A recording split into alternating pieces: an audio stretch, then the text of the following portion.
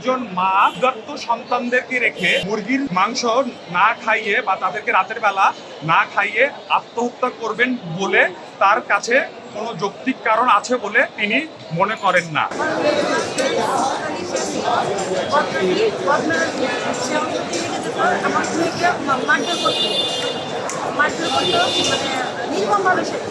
শারীরিকভাবে মানসিকভাবে সবসময় হয়তো বা বলতে পারবো না।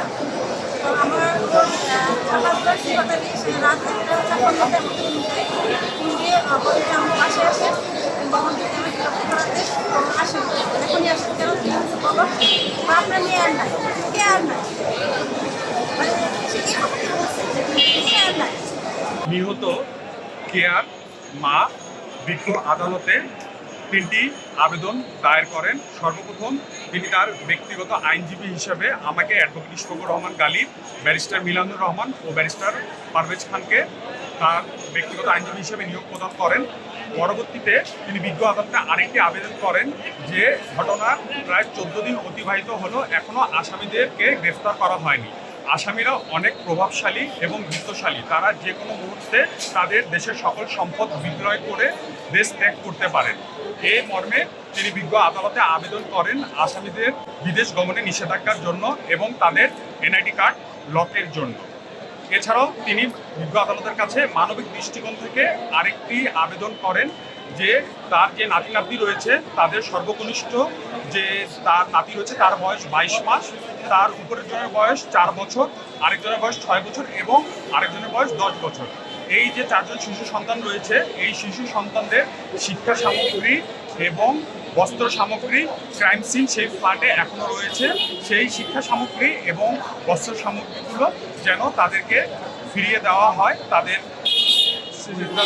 শিক্ষা কার্যক্রম সঠিকভাবে পরিচালনা করার জন্য এই মর্মে তিনি আরেকটি আবেদন করেন। বিজ্ঞ আদালত অত্যন্ত ধৈর্য সহকারে আমাদের সাবমিশন শুনেছেন এবং বিজ্ঞ আদালত পরবর্তীতে নথি পর্যালোচনা সাপেক্ষে আদেশ প্রদান করবেন বলে জানান। এই মামলার বাদী নাজমা বেগম জানান যে তার মেয়ে কেয়া তিনি ভিকারুন নেসা নুন কলেজের মেধাবী শিক্ষার্থী ছিলেন। এই কেয়ার যে 4 জন সন্তান রয়েছে, যেদিন এই মর্মান্তিক ঘটনাটি ঘটে সেদিন তিনি 4 জন সন্তানের জন্য মুরগির মাংস রান্না করছিলেন। একজন মা ক্ষুধার্ত সন্তানদেরকে রেখে মুরগির মাংস না খাইয়ে বা তাদেরকে রাতের বেলা না খাইয়ে আত্মহত্যা করবেন বলে তার কাছে কোনো যৌক্তিক কারণ আছে বলে তিনি মনে করেন না। তাই তিনি এই মামলার আসামিদের গ্রেফতার পূর্বক সুষ্ঠু তদন্তের মাধ্যমে দৃষ্টান্তমূলক শাস্তি বিজ্ঞ আদালতের কাছে দাবি করেন। জীবনের সাথে চলে